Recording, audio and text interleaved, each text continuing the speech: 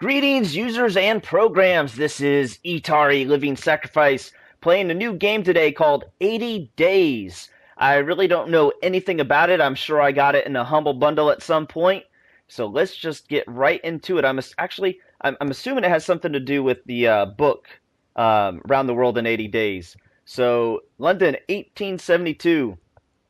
I've entered into the service of a new gentleman. It would seem he is a gambling man. London, 1872. Inkle presents, in association with Cape Guy. Directed by John Ingold, Joseph Humphrey. We're going to put the credits at the beginning of the game. Script by Meg Janeth. PC and Mac edition by Ben Nicholson. Love that Ben Nicholson. Jom illustration. Wow, his name is Illustration. That's cool.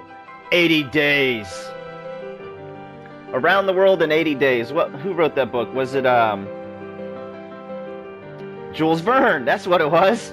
Jules Verne. I knew there was a book talking about it at some point. Alright, so let's do the whole settings thing real quick and see if there's anything that we need to change. Enable Google Analytics. Is it checkmarked or not checkmarked? I want it checkmarked. Alright.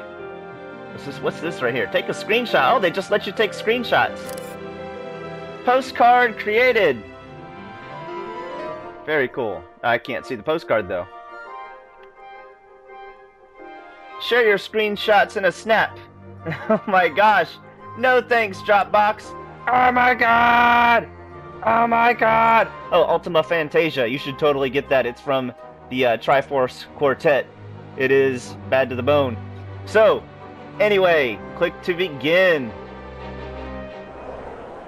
London. Oh, London. You and your stories. Is that day one? Oh no, we've already lost a day. Monsieur Phileas Fogg returned home early from the Reform Club, and in a newfangled steam carriage. Besides, I helped him down. And the iron-lunged, steam-driven horses clattered away. Oh, so it's a car. Passepartout, he said. We are going around the world. Around the world, monsieur? Very good, monsieur. Monsieur. Around the world, monsieur? I asked, utterly astonished. We shall circumnavigate, monsieur. How do you say that word? Monsieur. I can't remember. I've heard it in 1,000 movies and I can't remember. We shall circumnavigate the globe within 80 days. He was quite calm as he proposed this wild scheme. We leave for Paris on the 8:25 in an hour. You are in... But I have not prepared. You are in jest. This was a shocking turnabout. You are in jest. You are in jest, I told him in dignified affront. You make mock of me, monsieur. Monsieur. I'm gonna keep having problems with that. I am quite serious. Pack an altimeter. An altimeter? Altimeter? And my evening jacket. There is not a moment to waste, because if you put the emphasis on the other syllable, it changes the word. And it really just depends on what part of the world you're from, or what part of the country you're from. Where you put that emphasis. There is not a moment to waste. You, Passepartout, now have the funds. Your character is now polished. So day one is a Tuesday. Does that count as going? Quickly, Passepartout.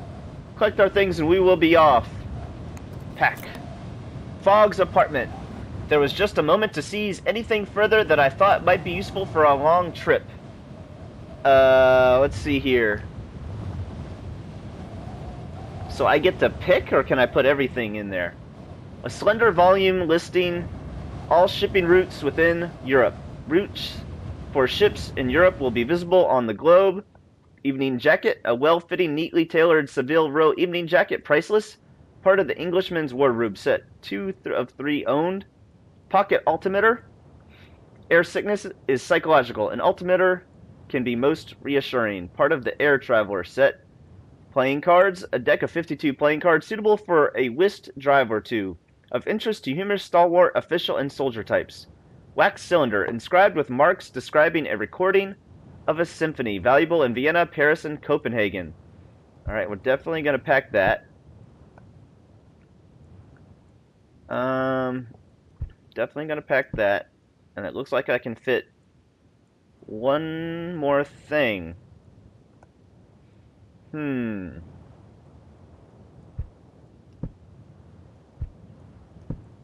Yep, I have to choose. I have to choose. Alright, well, I don't know anything about this game, so I'm going to assume that's the best we can do. We must discover our route as we go. Onwards. Nice to Rome, Venice to Athens, Stockholm. New routes discovered. Can I take out... I can't take out the clothes. Depart! I am on fine form despite your efforts. Amphitrite Express. Amphitrite Express to Paris, departing now. The guard's van has space for one suitcase, which will suffice. Travel. This looks like a bearable option. Go! We're gonna travel over the English Channel in a carriage. What is this? What do these things do? The mechanical horses race past Piccadilly Circus and Pall Mall faster than a team of thoroughbreds. Even so, the whistle of the 8:25 was blowing as we pulled up to the Charing Cross station. We have no tickets, I exclaimed. We raced along the concourse and threw ourselves aboard. That does not signify, Monsieur Fogg remarked over his shoulder as he hurried toward the platform. We must not miss this train. I rushed after him, and we leapt aboard. Just as another train whistle pierced the air, a guard raised his thick brows at us as we settled into a nearby compartment. He held out his hand. Tickets, please. Alas, Monsieur, we were in a great hurry. I pretend to have lost them. We were in a great hurry, I explained, giving him a beseeching look. We did not have time to buy tickets. You may purchase them for me, the guard was saying, though it is more expensive, I'm afraid. £85, please. I argued with him. I hand over £85.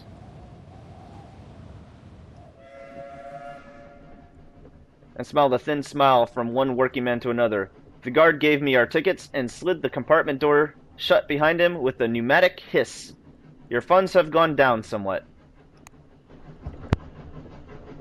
You're quite the flamboyant type, I see. Converse. Begin conversation. I'm at your service, Monsieur Fogg.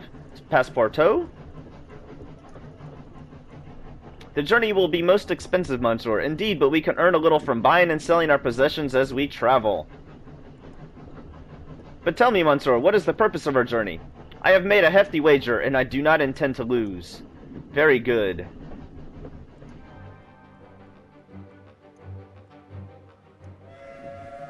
London's smog gave way to rolling hills and the pastures of the Kentish countryside, still untouched by the hand of technological advancement.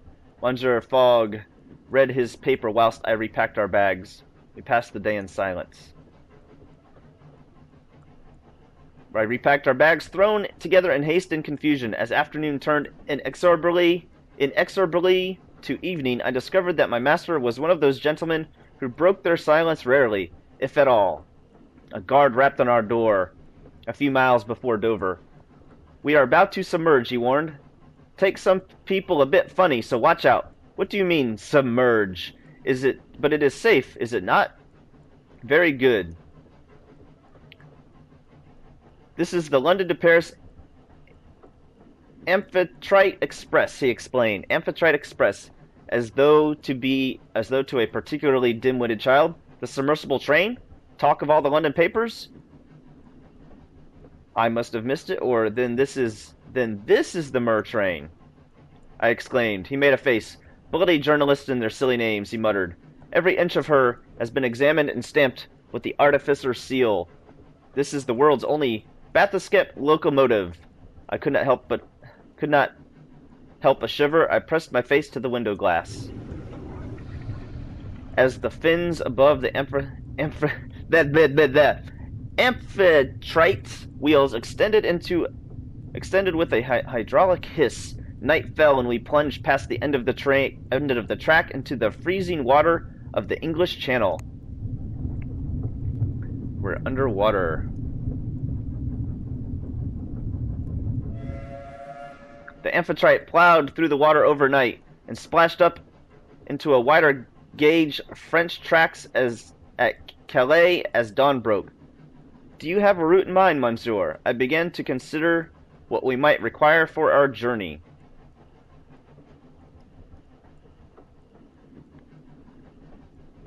Do you have a route in mind, monsieur? Monsieur, I asked as the water of the channel dried from the compartment windows. I am as yet undecided, my master admitted. The new canal has sped up the shipping route from Suez to Bombay, though perhaps we could take the Trans-Siberian Railway across Russia. Surely not Bombay, surely not Siberia. We shall certainly wilt in the scorching heat. Then we would do well to buy hats and linen trousers, he replied. There are other alternatives. We may also travel overland and across the Black and Caspian Seas. But which is the fastest? I believe, said he, that is what we shall put to the test. Parbleu, I scarcely knew what to think. We arrived at Paris, Gare du Nord, just after 1 o'clock. Automaton porters lifted our luggage and then our persons onto the platform with long, delicately filigreed iron arms. Paris, the city of my heart. I was home, but not to stay. So this is kind of like not a steampunk, but it's kind of like, I'm assuming what Jules Verne imagined what would happen in the near future for him.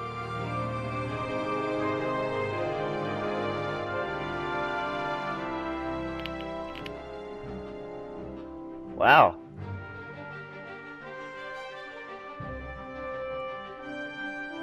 So I get to pick the different directions we could potentially go.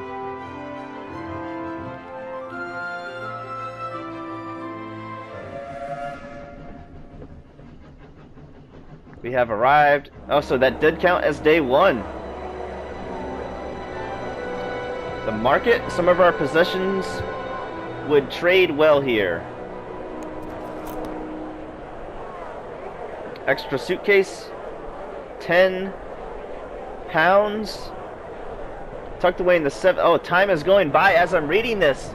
A magnificent bottle of Chateau, worth 2,300 in Berlin. Geometry equipment, beautifully presented.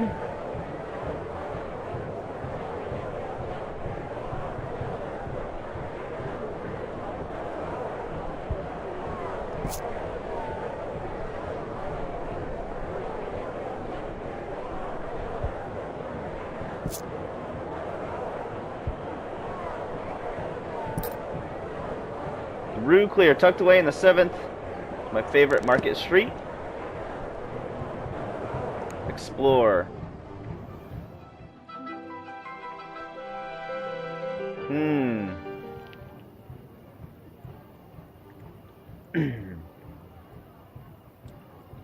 We had a few hours to spare. I asked Monsieur Fogg if I might enjoy my city before we had to leave. Indeed, and you should learn anything of note. Should you learn anything of note, be sure to relay it. I nodded and headed into town.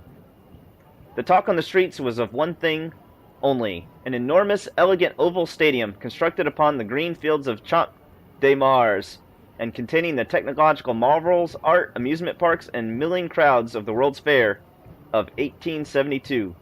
My city still wore the scars of last year's siege. I ventured inside, but I was certain Monsieur Fogg did not intend for me to visit fairs. I got an achievement, the World's Fair. I ventured inside the grand illuminated pavilions of the exposition. An artificer was replacing an arc light. I went west towards the airship hangar. Past a booth with a husband and wife pair selling panoramic hot air balloon rides to eager tourists. I inquired as to their hourly rate. The hangar was crowded with airships. Wondering if perhaps the balloon could be encouraged to go a little way east as well and contribute to our great journey. 80 pounds for a half-hour flight, the man responded. Not today, I think. I gaped. That is robbery. The man shrugged. We're the only balloonists here today. Are you willing to miss out on the experience of a flight over Paris? I most assuredly was. I am going around the world. I replied. I hope for a much more impressive sights in the days to come. The man nodded and moved on to the next punter with great swiftness. I regarded the airships that filled the hangar behind him. There were a huge number on display from all over the world, and my eye was immediately caught by the African-made rigid metal balloon, the gilded Egyptian Ifrit-class airship, the metal-clad four-propeller Savarkar Atomic, the bulky coal gas-powered Ottoman Gaiac, and the twin-bladed Peruvian gyrocopter. Let's do the gyrocopter. They say the Incas invented the first gyrocopter, boasted the dark-haired pilot, pushing up her goggles to give me a wink. As their heirs, we Peruvians have made some few improvements. It seemed extremely unlikely. You do not see many Peruvian gyrocopters in the air. I remarked, are they unsafe? The lady shook her head. No, they are quite safe, but they are quite hard to build. Perhaps one day soon Monsieur Fogg and I would find ourselves flying in such a craft. I returned to the exposition center, my thoughts turning with clouds and engine rotors. Avenues sprawled in every direction between the inviting illuminated pavilions of the exposition. An artificer was replacing an arc light, which had burned out. She first disconnected the strange machine powering the lights. It had a spinning iron wheel, which was wound around with a series of armature coils. What is that device, artificer? I asked politely, my eyes straining to the copper lily pin which proclaimed her profession. It's a bleeding nuisance is what it is, the artificer grumbled in a thick Yorkshire accent. This Graham machine are finicky beasts. Graham machines? I inquired. Well, it's a... Oh, never mind, she waved my question away. It's a steam engine, all right. Only it doesn't make steam. Will that do? I hate explaining this stuff to laymen. Let's find out what Graham machine means. Let's Google it. Gramme machine. Good old Wikipedia. It's an electrical generator that produces direct current, named for its inventor Zenobe Graham, and was built as either a dynamo or a magneto. It was the first generator to produce power on a commercial scale for industry. Very nice. So basically, it's a generator. I retreated hastily, not at all in terror of her irate tone. The harshness of her tone was belied by her gentle touch. As she unscrewed the arc light's globe of enameled glass and replaced the 2 carbon rods within, she reconnected the supply, and the 10 Yablokov candles connected in series lit up once more. They are miraculous. Will all streetlets be lit with electricity soon? The artificer snorted. Their hard work is what they are. Miracles indeed, but her mouth softened into a small, proud smile. I looked at her pocket watch. She looked at her pocket watch, cursed, and hurried off, dropping something as she went. I hurried after her to return it. And she thanked me. My medallion! I'll need that to get my lunch from the canteen, thank you. I bowed in return, I waved duty done, and walked away. Stop that, you'll make me blush. She rubbed the coin thoughtfully. I was given this for my work in Istanbul, you know. I made a very special automaton. You think it works as a driver? I think it works as a driver now, on the route up from Izmir. I think that's right. An interesting tidbit. An automaton who can drive? Of course, is that so strange? I could only shrug. Who knows what is normal in this modern world?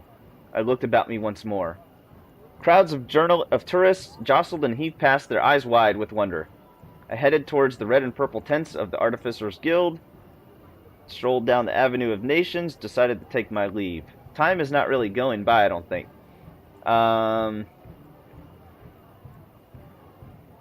Let's go keep going through the tents.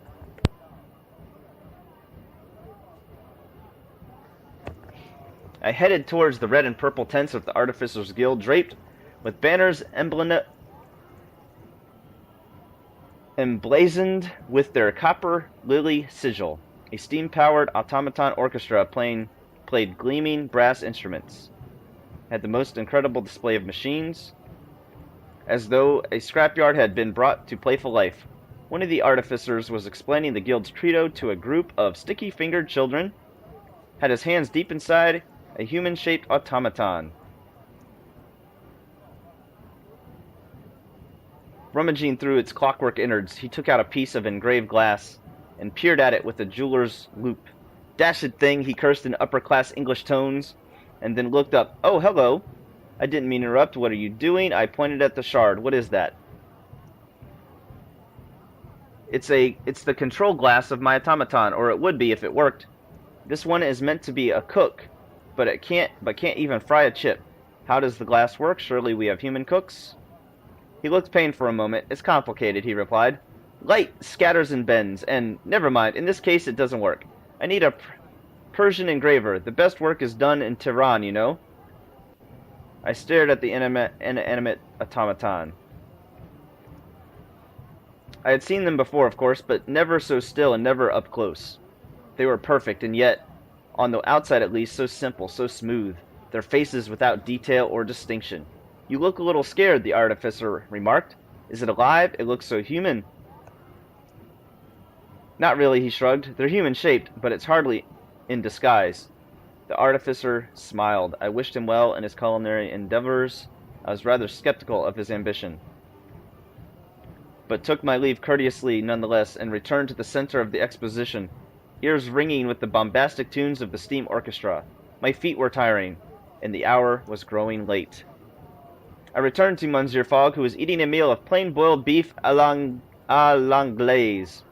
"Did you enjoy the exposition?" my master inquired diffidently, as though I had been out visiting an aged great-aunt, having preferred a hearty meal and an English newspaper, and I nodded.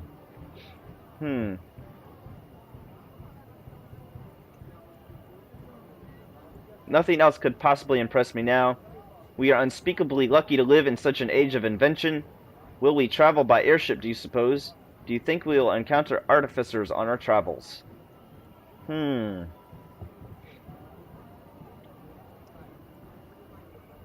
"I think it highly likely," he replied. "They're expensive, but extremely fast." I dreamed that night of mechanical wonders and automatons with beautifully enameled faces, knowing little of the strange inventions and stranger peoples I would soon encounter in my journey around the world. Oh, so I don't get to pick. Oh, another. Okay, gotcha. Day 2. Plan. The clock is ticking, Passepartout. We must decide our next steps quickly. Plan. I'm in Paris. Which route am I gonna take?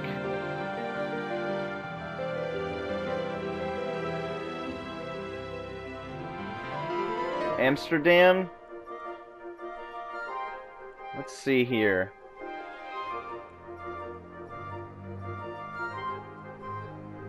I don't know.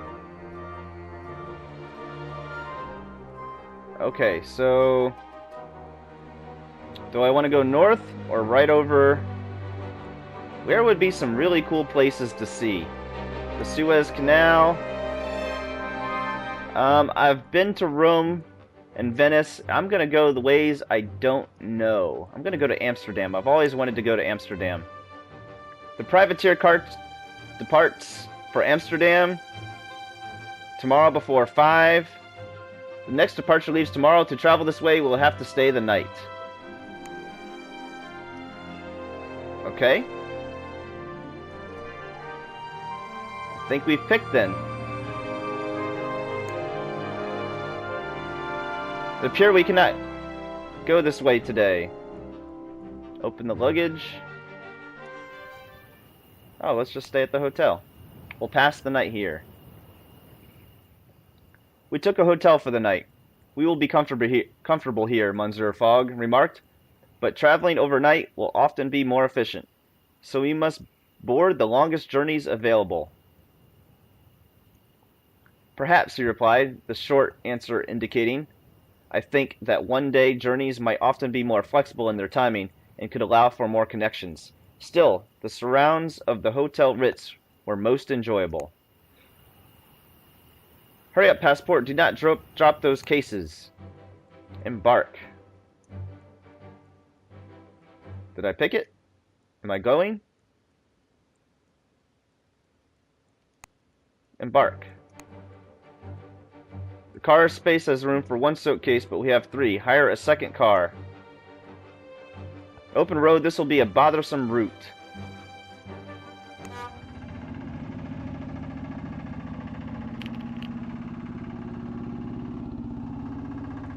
I want to be able to sell my goods. We found a member of the Coachmakers Guild to carry us to Amsterdam. She loaded the cases onto the back, stoked the boiler, and took off at high speed along the coastal road, swerving around each corner with considerable skill and, I think, a touch of recklessness, some glee at our discomfort, a touch of showmanship. I clung on tight. This would be a terrific ride. News, converse. Greetings, driver. I cannot drive well if you are talking to me.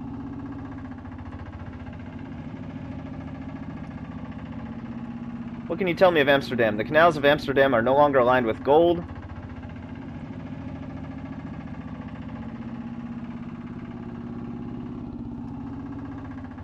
Is it possible to go from Amsterdam to Berlin? Yes, Berlin can be reached from Amsterdam by a private car, but the journey is a tiring one.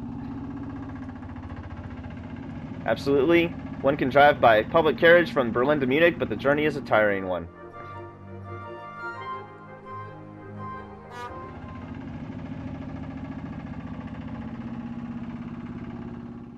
Once or twice, the metal-rimmed wheels lifted the chassis clear from the road on one side, only to bump down after a chuff and puff more of the engine. We were jolted around like so much poultry. We must have topped 40, perhaps even 50 miles an hour. A fabulous way to travel.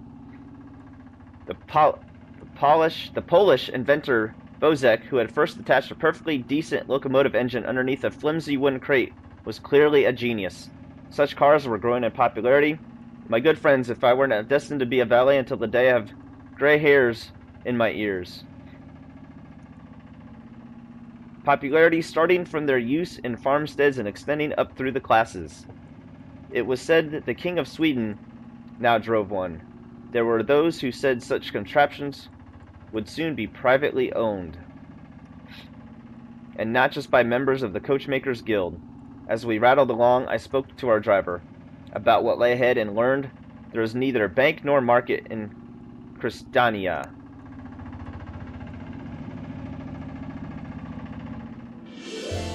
Some of our possessions could be handsomely sold here.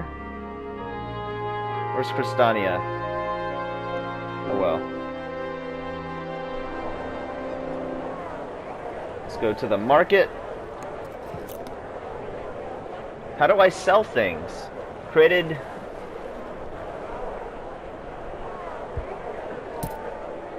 a lost Rembrandt. Worth a lot in Munich.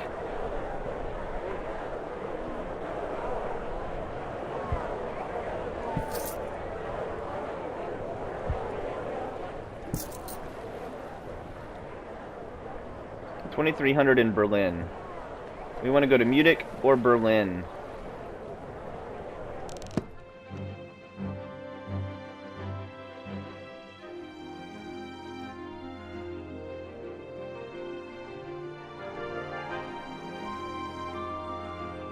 So many routes. I always considered Rembrandt a rather poor man's Gainsborough.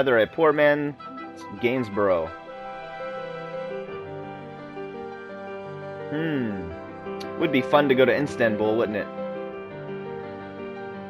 The Tangier. How did I discover these routes? Explore.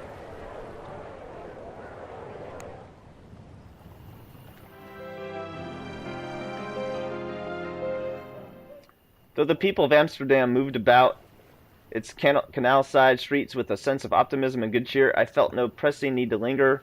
One of their buildings tells another. Want to look at their buildings tells another story. Our own mission left little time for exchanging pleasantries. I found a street peddler who greeted me with a cheerful smile beneath a caterpillar-like mustache. We're going around the world. What is the cheapest way out of the city? What is the fastest way on from here? He mused. Most likely the hydrofoil heading north to Norway. He shrugged. It is fine enough if you don't mind being jolted about. Is Norway worth visiting? He shrugged and made a vague gesture. I hear the Norwegians are moving underground. Who knows? They have strange ways over there. There was, of course, the route following the canal south. In particular, the route towards the Rhine, though I feared that to end up in Munich after nearly a week of travel would hardly please my hard-driving master. So many choices. All that remained was to choose how to best depart. So I'm guessing I might have to play this game a couple times.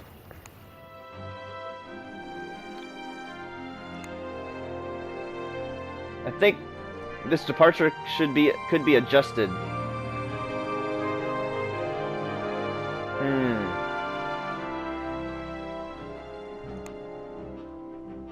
Though thoroughly ungentlemanly behavior, the ticket will require further 110.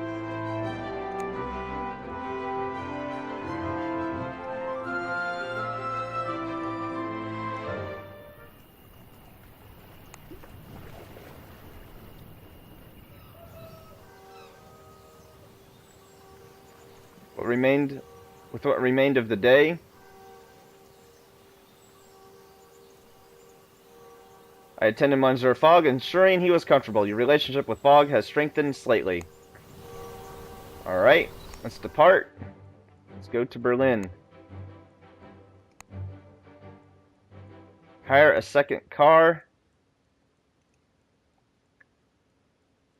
Go.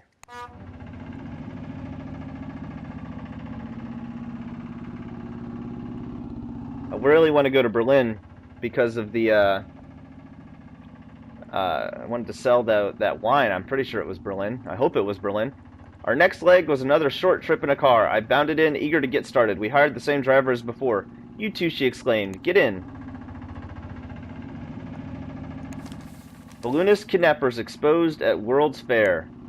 Ooh.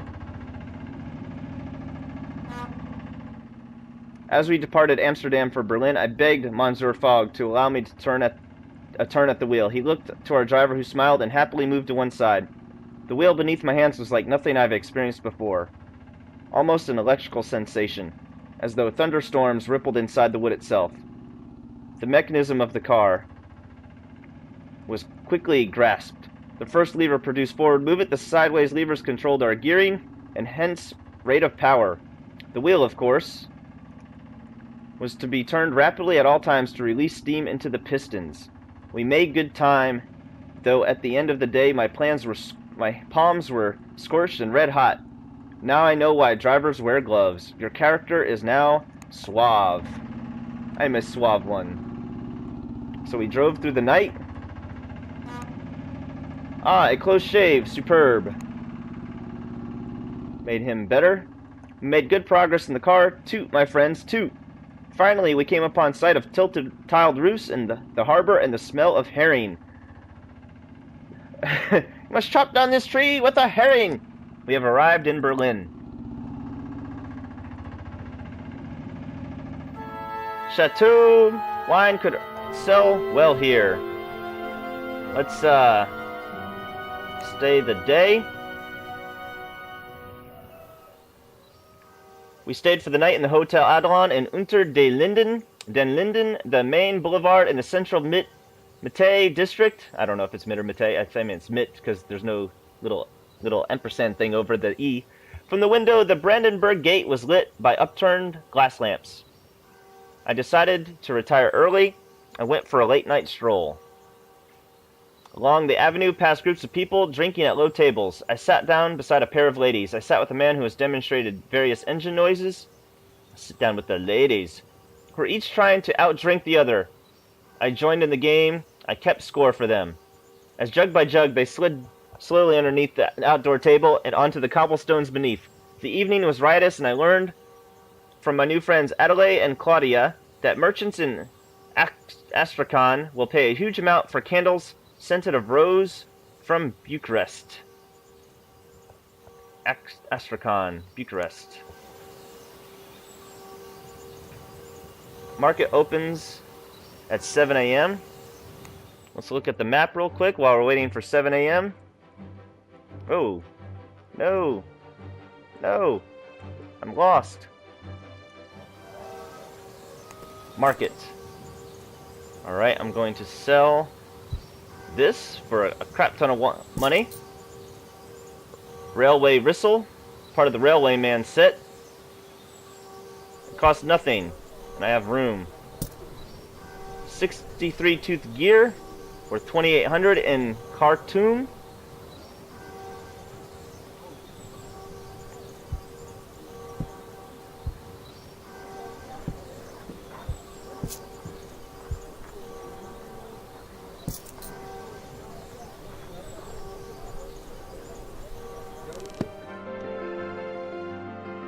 Seems like you have made an excellent trade.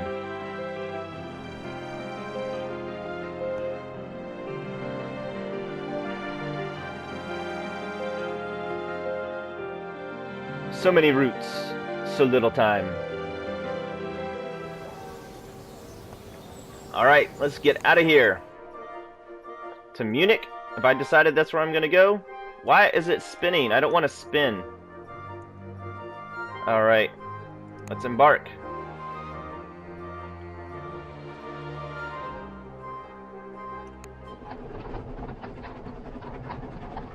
Chervithik steam carriage.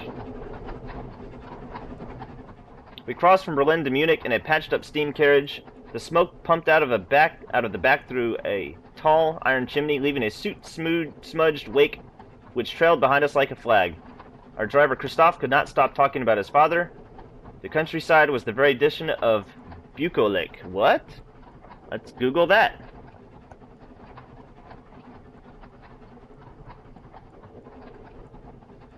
B-U-C-O.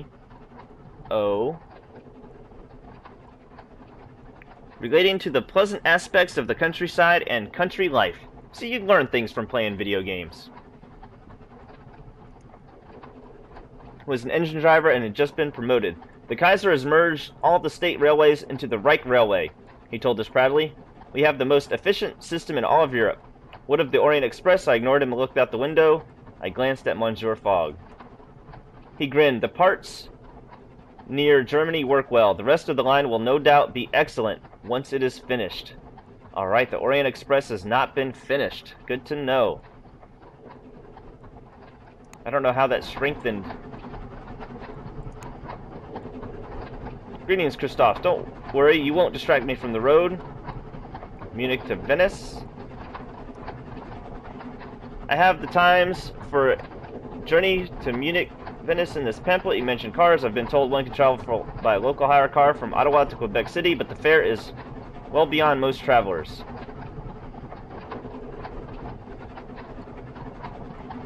From Ottawa to Quebec City? What does that have to do?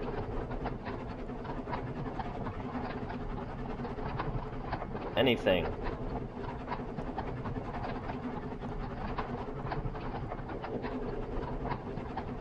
He keeps wanting to talk about Ottawa. My childhood sweetheart helped to build the Canadian Pacific Railway from Ottawa to Winnipeg.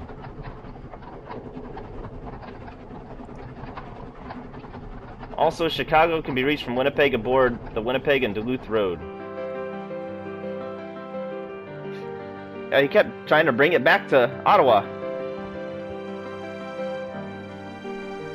Day 76. Right now I'm going to arrive there in 76 days. One man passing called out, "You are English! French! Indeed we are!" I merely waved. The man's expression turned from cheer to anger, and he began shaking his fist and throwing clouds of mud in our direction. "The Franco-Prussian War," Christophe said gently. "Many of these people lost a great deal." I paled and sunk low into my seat. I sat up straighter. If I'm to be despised, it will look like someone worth despising. Some of our possessions should be quite valuable here. Traveling cloak. Oh, I want to keep the traveling cloak. Yes!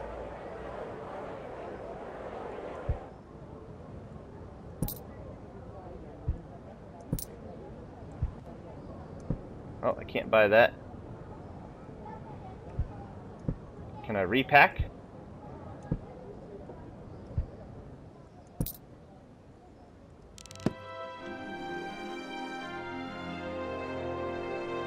Magnifying glass should help with the finer print of the international editions.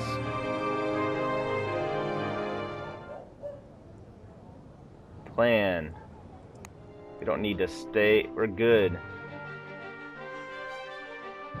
Where are we right now? Are we in Venice? Let's go to Athens. 2 players. Oh, there's other people playing the game. Okay. Arrives next Sunday. Oh, the thing doesn't even arrive till then.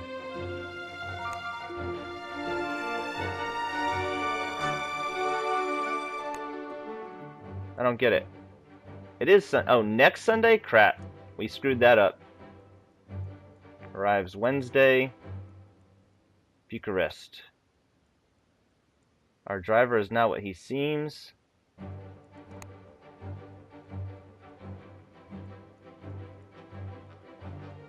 Merchants in Astrakhan. Have we even seen Astrakhan yet?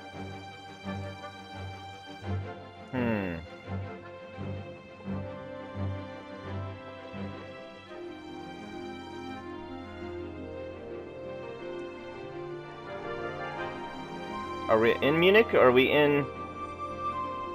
Oh, we're in Munich.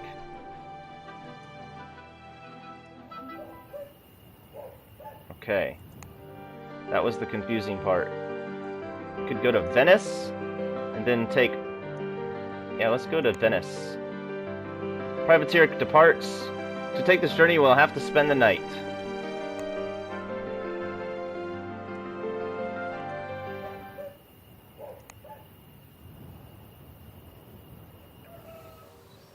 As expected, my accent was a problem in Munich, to the point where even our mild-mannered concierge went so far as to spill a mug of coffee into my lap.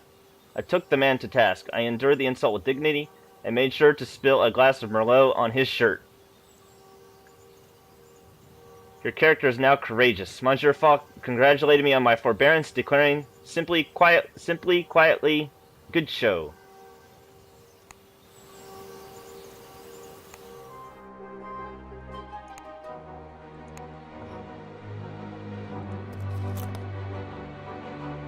Oh, there's no way for me to get rid of... Huh? What? Well... That's... There's no way. I want to hire another car.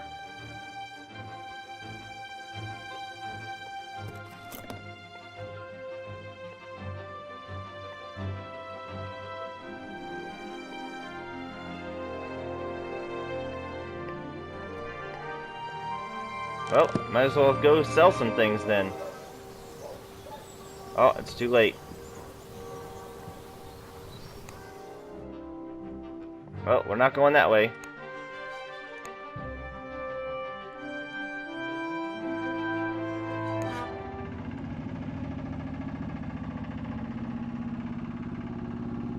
Vienna.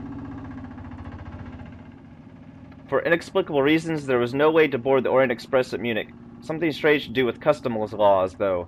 I understand it was actually retribution for unpaid fees. It seemed the Express charged countries for the privilege of being connected rather than the other way around.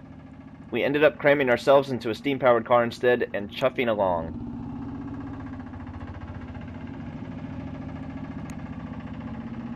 Greetings, driver. Begin conversations.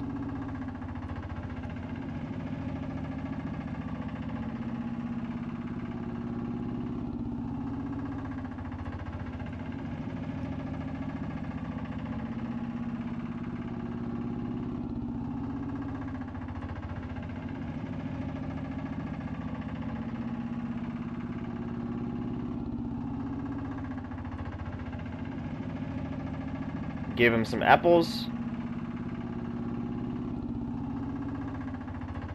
I want to go to Istanbul. Let's via Belgrade.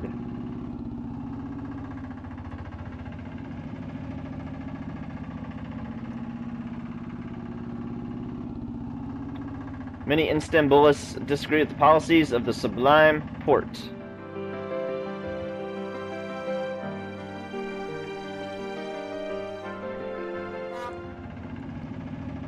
Bozek car.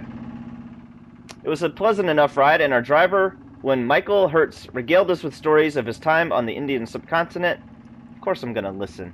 It seemed he had been employed to haul palanquins along the Grand Trunk Road connecting Kabul and Agra. Before Agra wandered away, he finished cryptically. His whole tale seemed outlandish. I demanded to know what he meant. But he merely grinned mysteriously, saying, "Ah, the tales I could tell." As we arrived, the driver put out his hand to shake. "I'll be driving on to Budapest soon if you want."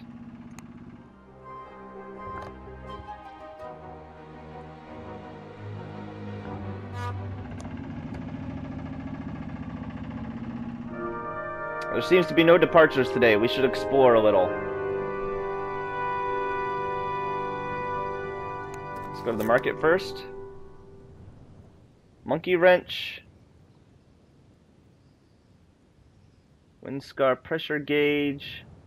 Music box. Worth a lot of money in Antilinia.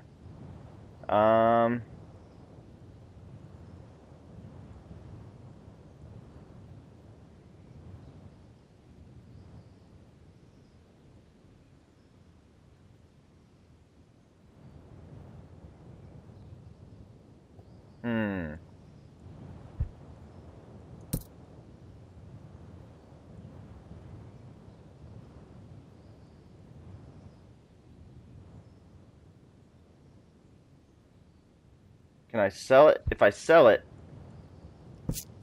do I still get the benefits?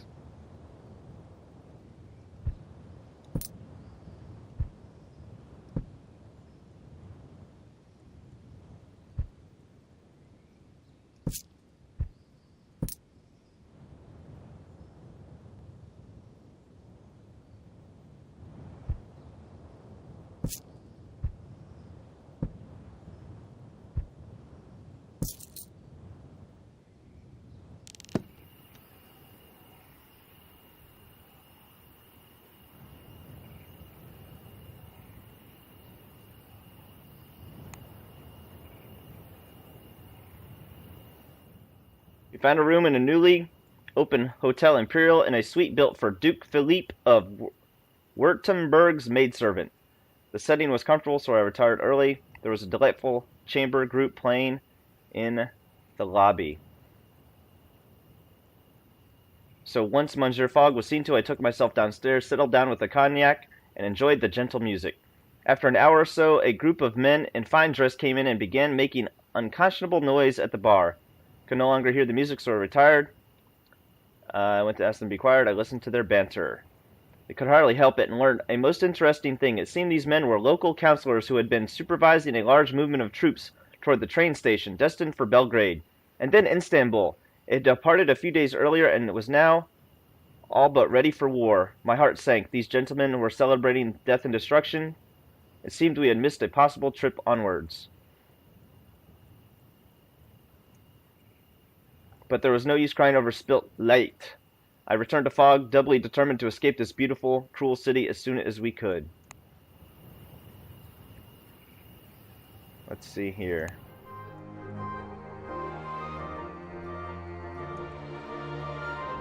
Budapest. Parts before 7 p.m. Let's go explore.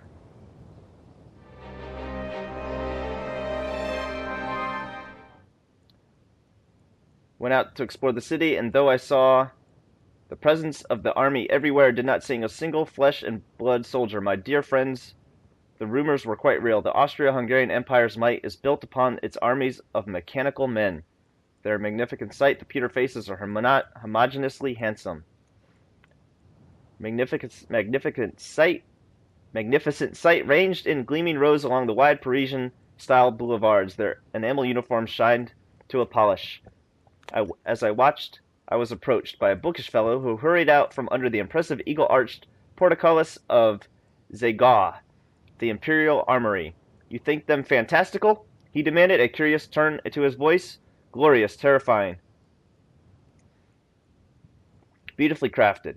They are more impressive than you could imagine. He stuck out his hand. Herr Danzer, apprentice engineer in the Imperial Orchestra. We went to a cafe to talk. I plied him with wine.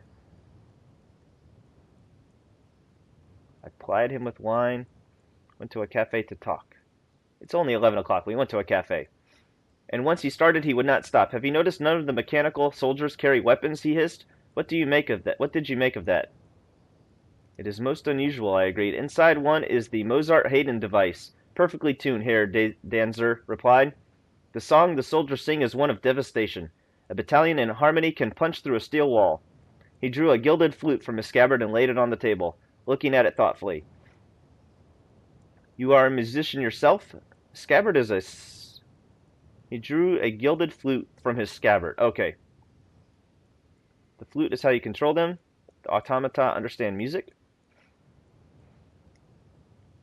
I hazarded. He nodded sadly. Yes, we, the musicers soldaten, control them with our instruments. I am the finest flautist in Vienna, Krugestückerbrecher. He began, to my horror, to weep. I stole the flute. I patted his hand.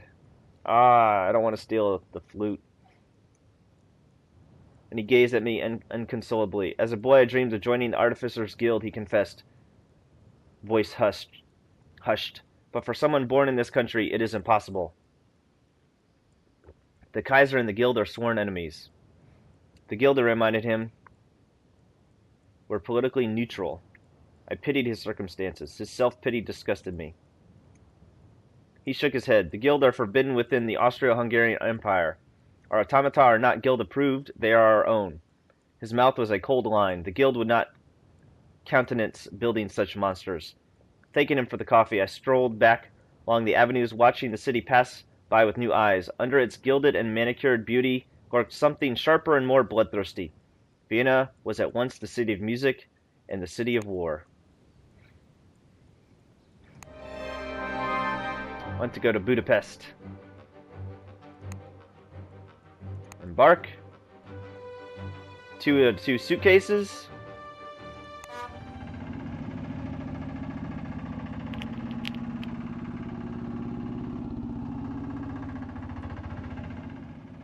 We hired our friend Michael for the journey onward from Vienna to Budapest. The road followed the rail tracks for much of the way, but we saw no trains as we chuffed along. Artificer expedition rumored for North Pole.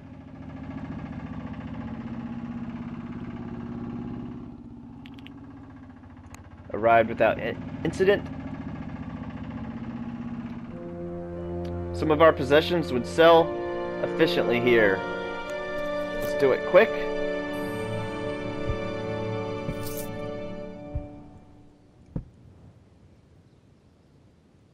I don't think we're going to be going to that other place. Magnetic compass. Vodka. Neck cushion. Windscarf. Absinthe. Sell for a lot of money in Moscow.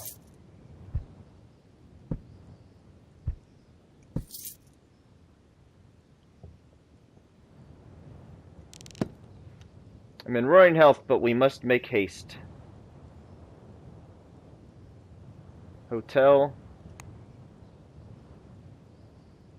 I can't leave, so let's stay at the hotel. A dusty-jacketed Englishman at our hotel recommended a restaurant called Clem's to Monsieur Fogg. The Magyars make an excellent broth, he promised, and ominous words indeed. I have never really been one for advice from dusty-jacketed fellows. Broth. A broth is, in my humble opinion, merely an incomplete consomme, at best an inferior bouillon. Monsieur Fogg was set on the matter, however. I concealed my trepidation. I could not argue. I was forced to cause a minor accident with his dress.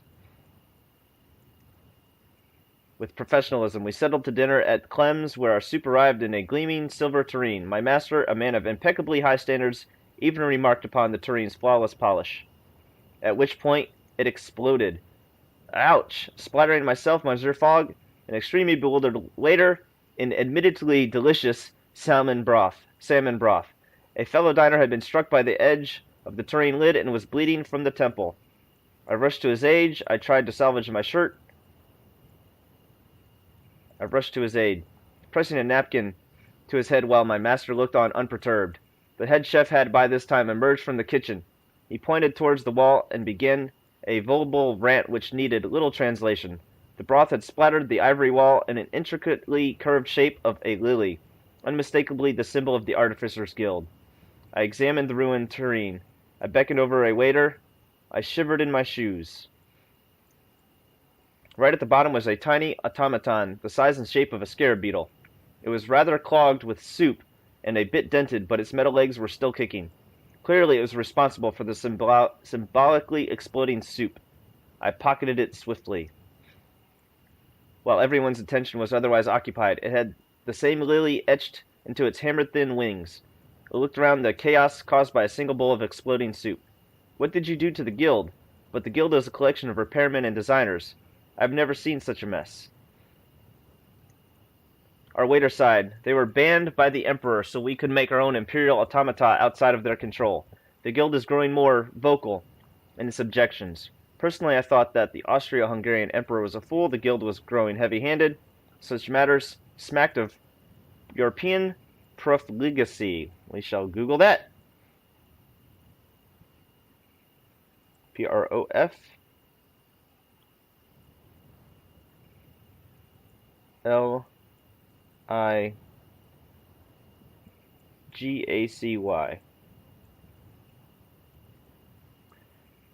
Reckless extravagance or wastefulness in the use of resources, licentious or dissolute behavior.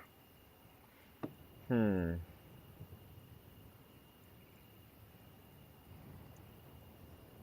guild was more powerful than any empire and was certainly more widespread. It was only a matter of time before the guild brought Austria-Hungary to the negotiating table, or else its knees. We made our excuses. We stayed for the main course, but did not enjoy it. The incident had rather shaken my confidence, and I could see my master was concerned. How many more exploding broths could our precarious journey survive? The scarab should fetch a good price in Antalya, should we decide to sell it.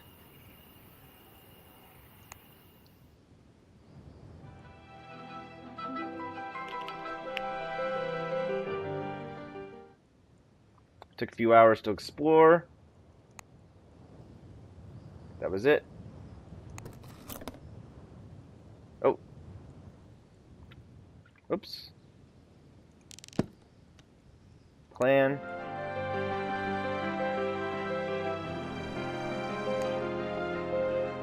The Orient Express arrives in 4 days.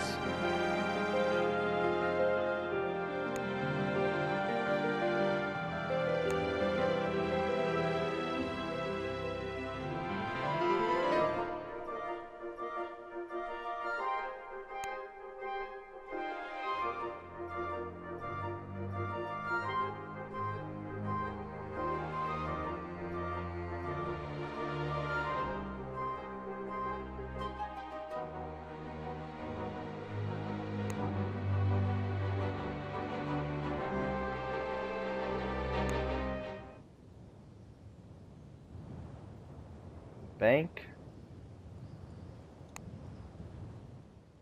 You must visit the bank. A robbery, monsieur? Certainly not. But do you suppose I put my entire fortune in a carpet bag under your supervision? I did not answer.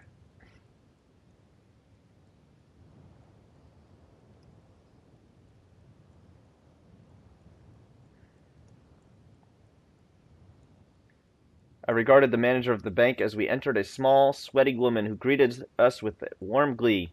You wish to withdraw funds? We were told. I warn you, it may take some time. 1,500 in 2 days. It will take too long. $700 tomorrow. I will have to communicate with London first, of course. I should have a reply tomorrow. It seems, Monsieur Fogg remarked as we left, we have some time to dispose of. Okay.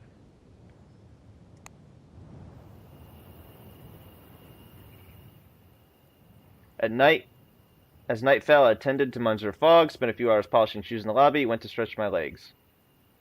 As night fell, relationship with Foggs have strengthened. Our funds will be ready to collect when the bank opens. Tapping the clock will skip time forwards.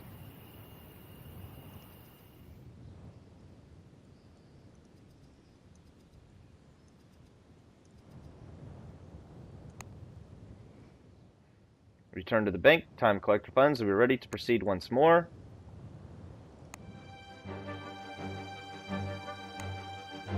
"8 a.m. tomorrow.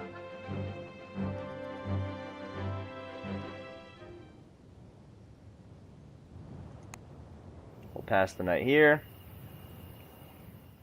Before retiring, I buffed and shown my master's pocket watch, spent a few hours polishing shoes in the lobby, went out to explore a little, and found a charming Slavic artist who was searching for a dog, which I found near a food stall. The artist thanked me, and as we talked, remarked that you could pick up engine oil in Athens you can sell for a profit in Tehran.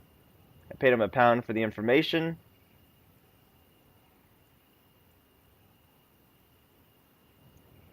And he nodded, then moved away. Your funds have grown down by a touch.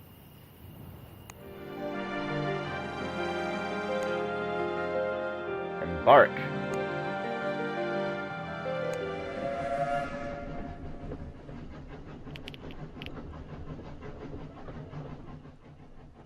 Today we turned south. The Orient Express Company ran a spur line from Budapest that swept down the length of Europe to Athens. It originally stopped midway at Belgrade, but since that city's almost total destruction, but we had no reason to stop in Middle Europe anyway.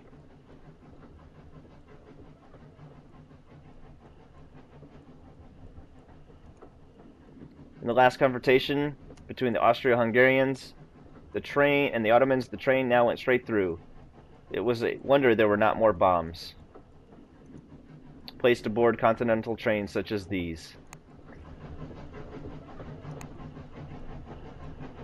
Greetings, Madame Guard. Show me your tickets first, please, Monsieur. How can I help?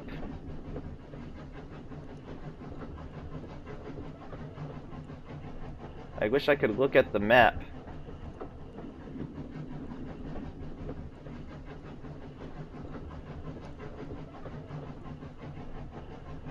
The yellow ones? I'm assuming yellow is...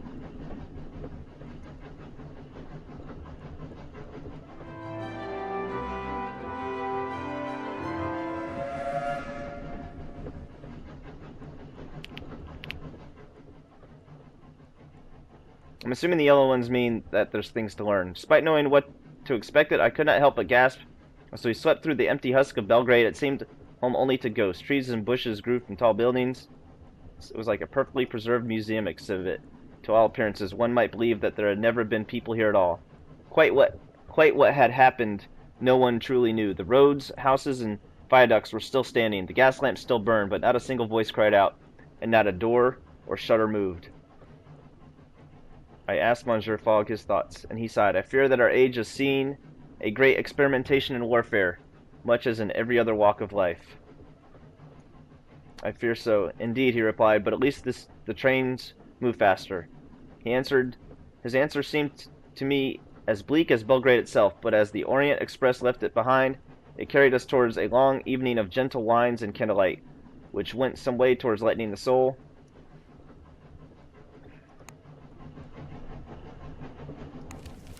Phileas Fogg attempts a round-the-world adventure.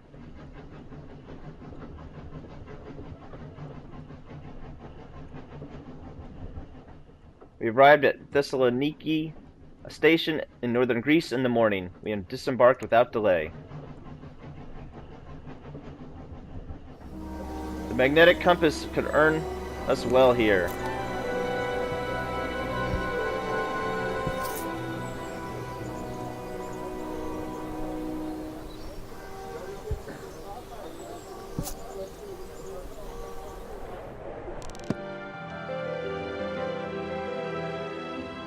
I think I can sell those things once I don't think I need to keep them. Let's depart. Where are we going to next? Istanbul. This could be negotiated.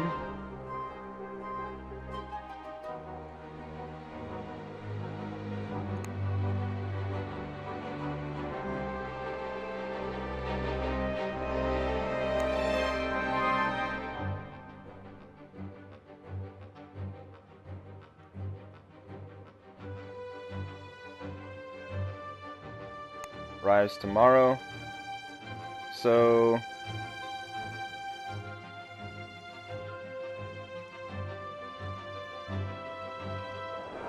let us go exploring.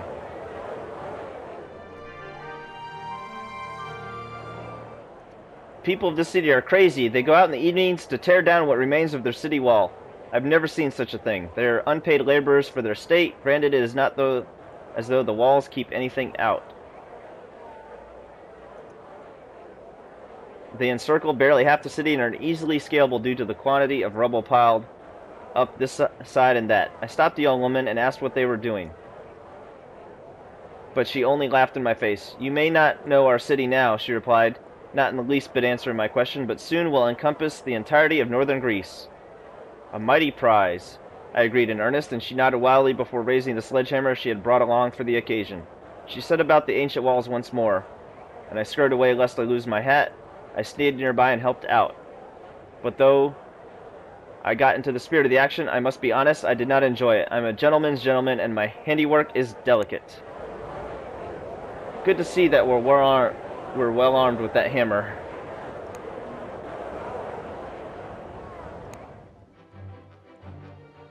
Ooh, I could go this way now, but I want to go to Istanbul. Passepartout, there is no chance of traveling this way today.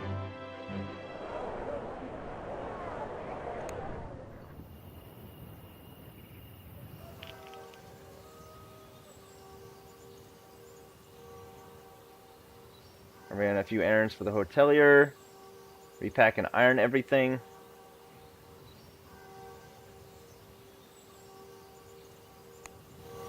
That did nothing.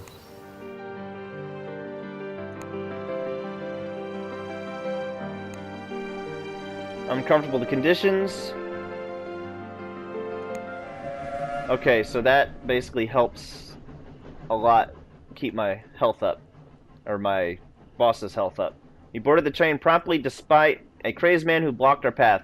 He was trying to tell me something, and I paused to listen. The artificers, he hissed. They aren't content to just make. Believe me, they long to destroy. I asked him how he could be certain, prescribed a cup of tea and some rest. But he nearly tapped the side of his nose and answered, "Wires!" He nodded farewell and stepped onto the train. Passepartout, my good man. Speaking of carriages, I understand there's regular service from Bangalore, but the fare is very high. Antlia to Beirut, Alexandria to Baghdad to Tehran. Woolen cloaks in Tehran.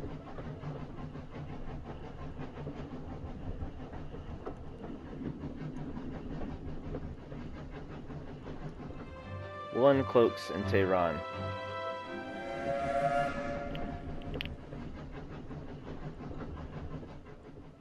The coastal train from Thessalonica to Istanbul appeared to be determined to go the long way around, as if the builders had preferred to stay in the sight of the sea at all times for the good of their health.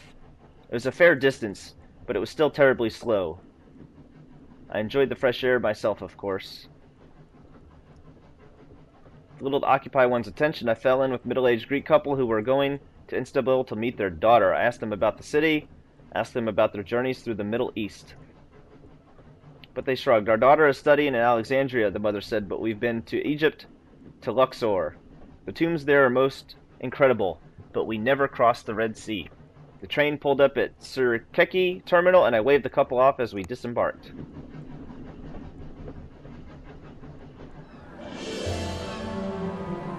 Istanbul.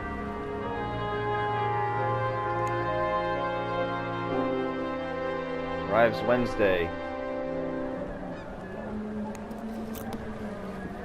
I have a hammer. Southern Hemisphere timetable. Sell this. Sold that. Driving goggles. Air sickness pills.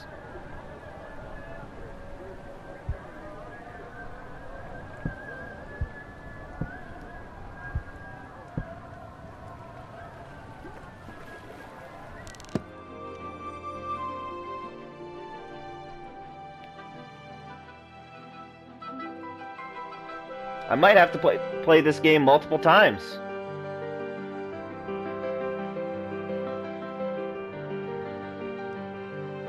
To really figure out how to get there in the 80 days.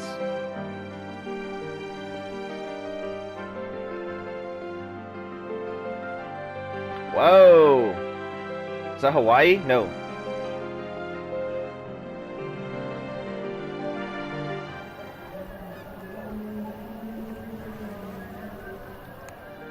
Plan. I'm in Istanbul right now. Quickest way to Antalya is via Istanbul. How come I can't get there?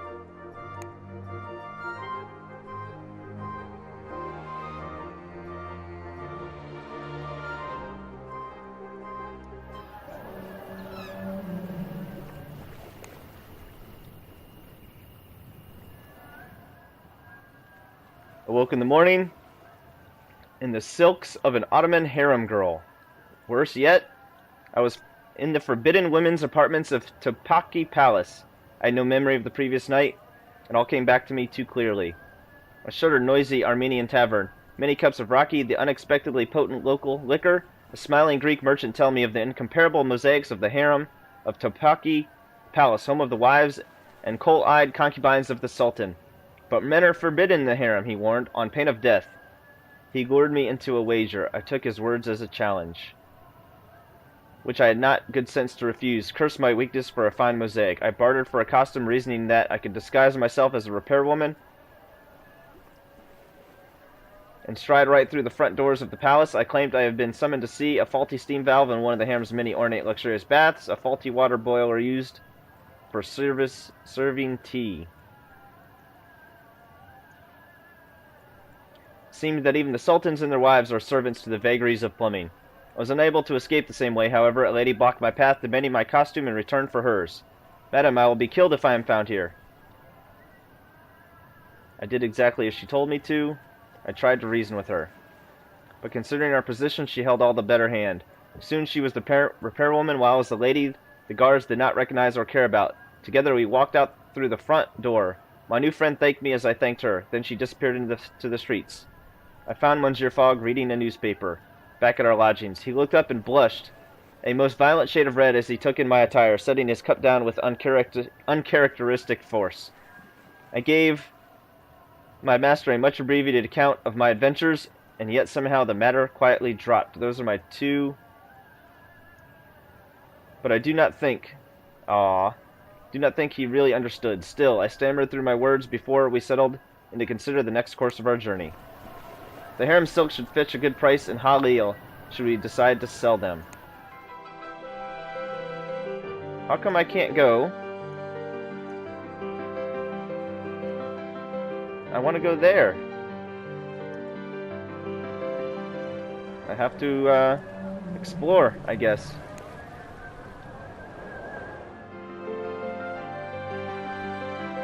Should have done that last night.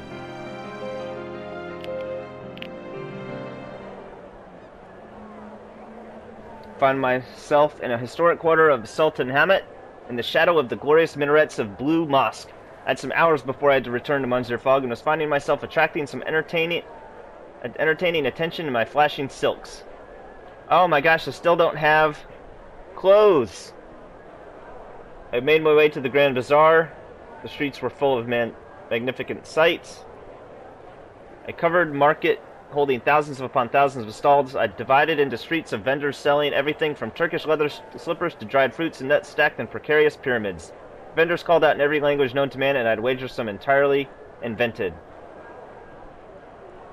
Pressed into the raucous throng, my senses overwhelmed by the calls of the vendors and the aromas of cinnamon and mint. From one man's stall I picked up a worked silver dagger. Oh, the Balkan Khanjar with watered steel blade, a formidable choice, mademoiselle, the vendor enthused. A ceremonial item, although, and he winked, it may have practical uses for a beautiful lady such as yourself. I fixed him with a haughty gaze. I smiled at him, and he offered me the dagger for 60 pounds. I paid him the money. The vendor accepted my money with a wide smile, packing up my new Khanjar with alacrity. That's another word I gotta look up. A-L-A-C, alacrity. Alacrity. Alacrity. Brisk and cheerful readiness. I explored the city further. The streets were full of magnificent sights, historic palaces, brightly covered modest gold curtained carriages, a mob gathering on a street corner. Being Parisian, I had keen sense for a riot and tried to extricate myself quickly, asked for someone to explain their grievance. We were protesting against the Sultan's so-called modernization, a young medical student told me breathlessly. A worthy cause, I declared. Indeed, what are modern institutions without liberty? The time of absolute monarchy is over, sister. I pulled my veil ever more securely around my face as the crowd surged forward, shouting slogans in Arabic and English and even some well-worn phrases stolen directly from the French Revolution. I spotted an empty side street, and took my chance, ducking in it. I waited till the crowd passed, but I was soon not alone. The student had followed my lead. You should be protesting. I ignored him. I pulled the dagger from my belt.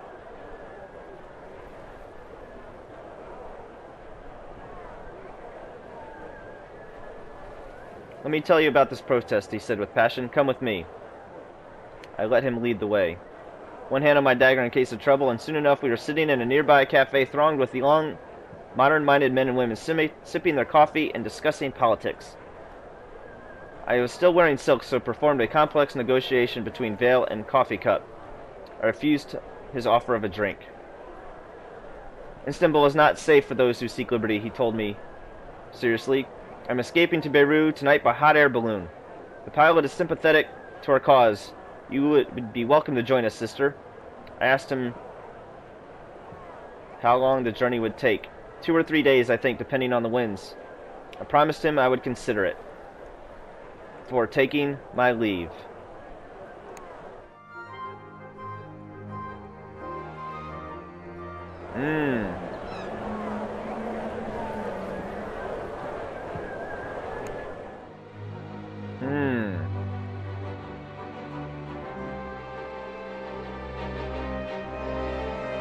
Arrived Saturday.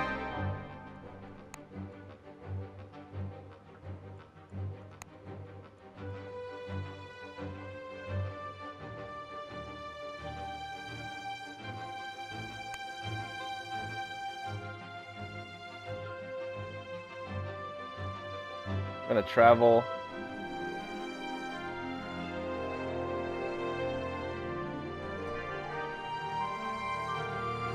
What is this? Can't tell where this is. I can't. I'm not used to seeing the map upside down. Okay. Wish I could spin the globe.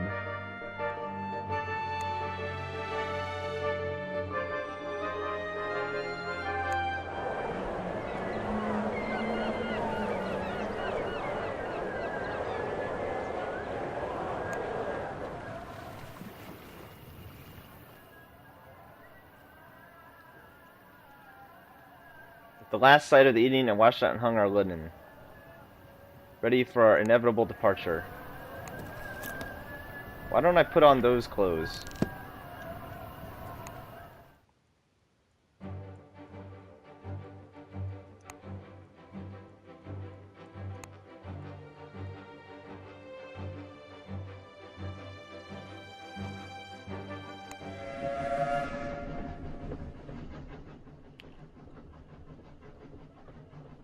A gigantic iron horse reared from the prow of the Istanbul-Tehran Express, billowing gouts of steam from its nostrils. The Kamar Taj was wasteful in the extreme, distinctly Ottoman in design. But where even the most luxurious European train sacrificed weight for efficiency, it was a matter of some pride that the Kamertaj engines used a carefully guarded new Persian design, supposedly capable of achieving a top speed of 75 miles per hour. Truly, we live in an age of wonder. This could tip the balance of power. I tell you what, day 15. This is a fantastic place to pause it. I'm enjoying this game. I can't believe how much thought they put into every place you could land. They have options that interact with each other, and I'm very excited about this game. I'm enjoying it immensely. I hope you are as well. As always, give it a big thumbs up, subscribe, and we will see y'all in the next one. Remember, kiddos, to keep moving forward!